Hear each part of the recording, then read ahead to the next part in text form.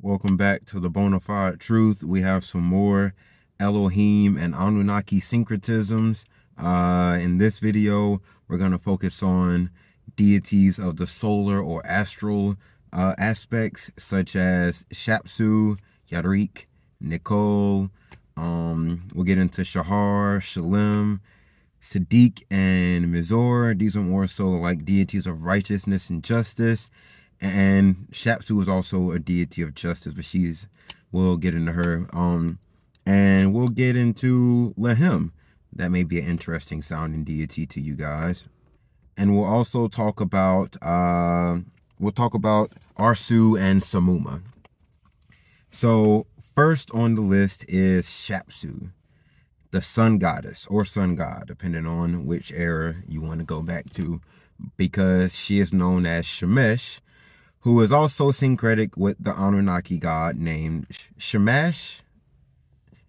She is syncretic with Shamash, the Anunnaki deity who is also known as Utu.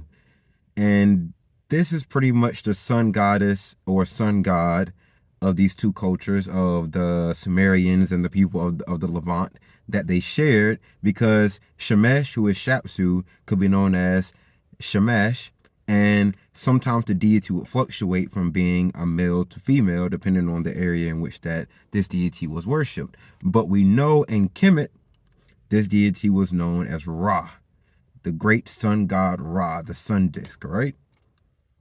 And these deities are deities of justice. These deities, while we know Ra is a little bit of a more complex deity than Shapsu or Shamash, we know that they are all deities of great power and that the sun is supposed to represent justice. This is the through line that we see with these deities.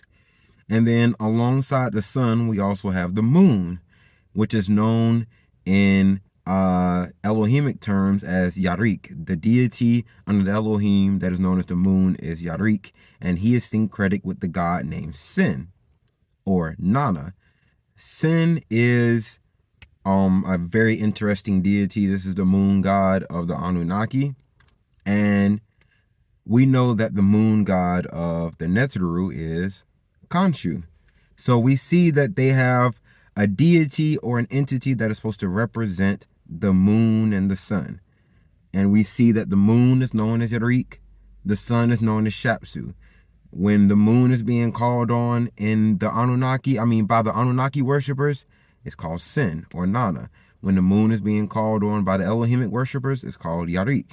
When the sun is being called on, it's called Shemesh or Shamash, depending on if you're Elohim or Anunnaki and if it's a male or female. The male is called Shamash, the female is called Shemesh. And we know that Yarik has a consort that has also been transferred over from the Anunnaki, Sin's consort. And under the Elohim, this consort of Yarik is called Nikal. But we know her under the Anunnaki as Ningal. And under the Netjeru, she will be known as Mut or Mut. But we see once again that this is a festive goddess. This is a goddess that is the consort of the moon god. And this is the goddess that pretty much is held in high regards. I know we talk about Adama, we talk about Ashera, we talk about Astarte, we talk about Anat, but even Nikal was heavily revered by the people that worshiped them, because Yarik wasn't just known as Yarik. Her consort and her husband wasn't just known as Yarik. He was known as Yaribul. Yaribul, it pretty much means Yarik is Lord. So Lord Yarik is a very important deity, and so is his consort Nikal, and so are Khonshu and Mut or Mut. Next up, we have the twin deities, the first pair born from El Elyon, Asherah, Kodesh, and Ramaya, the merciful one. And Shahar and Shalem are the deities of the dawn and dusk, or to represent the oscillations between day and night, or the horizon. They are representative of many different things, with them also representing peace in Shalem's case. And we see that under the Anunnaki, their syncretisms are a little different. With Shahar, his syncretism is with the goddess of the dawn, Ea.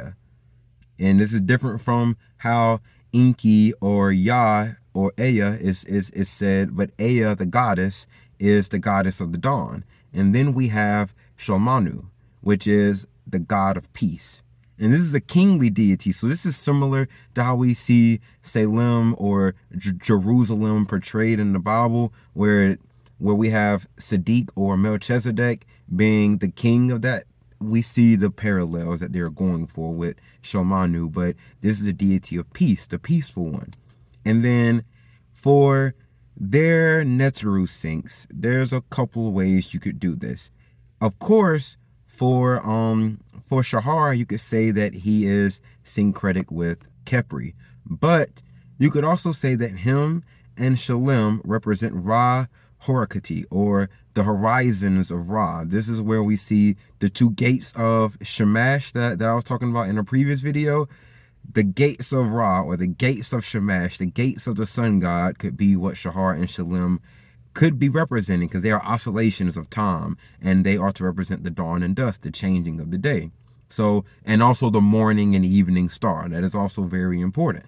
So we see this carried on. And if you want to look for other synchronicities under the Netjeru, there is a slightly adjacent type deity named Sirius, but I stick usually with Khepri for Shahar, and for Shalem and Shahar, if we were to keep them as twin deities under the Netjeru, Ra Horakati. Next is Arsu and Samuma, or Arsu wa Samuma.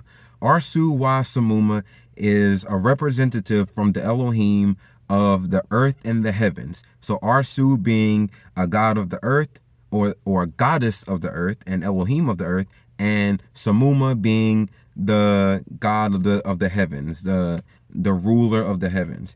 So this is obvious. Arsu shares the same root as Yerash. So I have syncretized Arsu with Yerash, which is the Anunnaki variant of the earth deity, the earth goddess. And then I've also syncretized Samuma with Anu. And under the Netjeru, they can be known as Jeb for Arsu, or for Samuma, he can be known as Nut or Nut, the sky god, or the sky goddess, because Jeb would be a god in this instance, because we see the genders flop. But we also know that Arsu wa Samuma could be Anshar and Kishar. These are the primordial deities similar to Anu and Ki, but they are mentioned in other gods lists as being even more primordial than Anu and Ki, of course, and even in some variations of the Enki and Ninki series. And next up is a very interesting Elohim, because you only hear of his name in the Bible when they say the name Bethlehem. And if you know how those words work together, Beth and Lehem, we know that this is indicating a god, like Beth Shamash or Beth Anat, Bethel. Every time we see Beth in front of another name, we see that this is indicating that this is the house of that deity, or the area of worship, the temple, or anything of that sort to that deity. So Bethlehem is in honor of a deity named Lehem.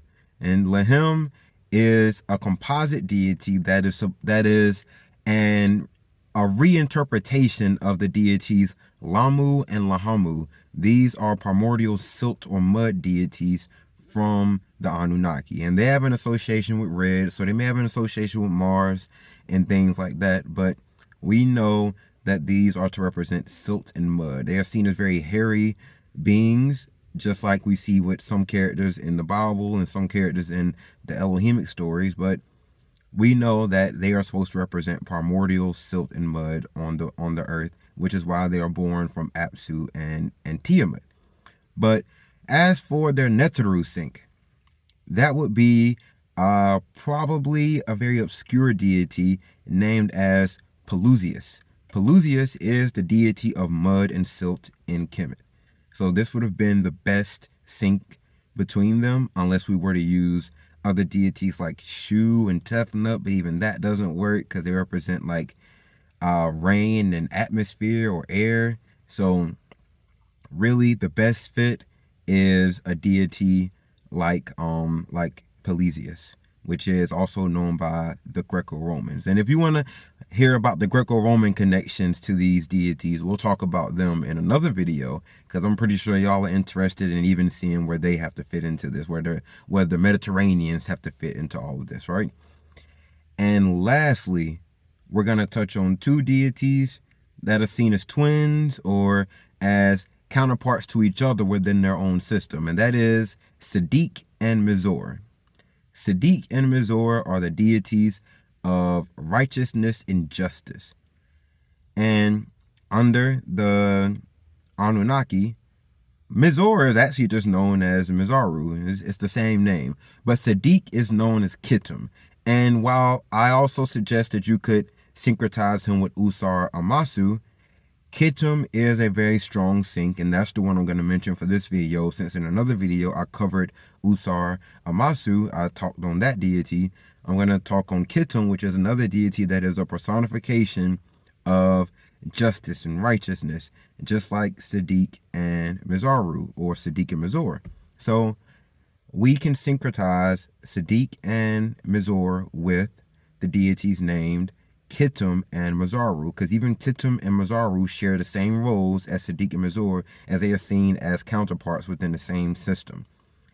And for their Netjeru counterpart, this you would think would be Ma'at, but Ma'at goes with someone else Ma'at is paired very nicely with someone else that we will mention in a different video. But for this video, the sync that I would pick based off of my consensus in studying these deities, I would say that the best sync is a deity like Sa and Hu. So Sa is the deity that I would syncretize with Sadiq, and Sa is the personification of wisdom, perception, and the conscious mind. This is very much Sadiq coded. And as for Hu, this is the personification of the creative thought, or of the creative or thought-provoking utterance. This is the deity of the words, of the literature. Just like Thoth, this will be an earlier deity than even Thoth when it comes to that. And we'll talk about who Thoth, or some people might say Thoth, is more syncretic to in another video. But for this video, Sa and Hu are the most syncretic Netjeru with Sadiq and Mizor. So these have been the Elohim, Anunnaki, and the Netjeru, and we managed to find one for almost everyone in this video. And these are their syncs. These are the things they have in common, and like I said, we'll go over more of these things and more of their stories, and we'll get more in-depth in other videos as y'all follow along and as we all try to learn the truth. So stay tuned, comment, like, let me know what you think, let me know what you've learned, let me know what you have to share. And this has been the Bonafide Truth. Let's figure it out together.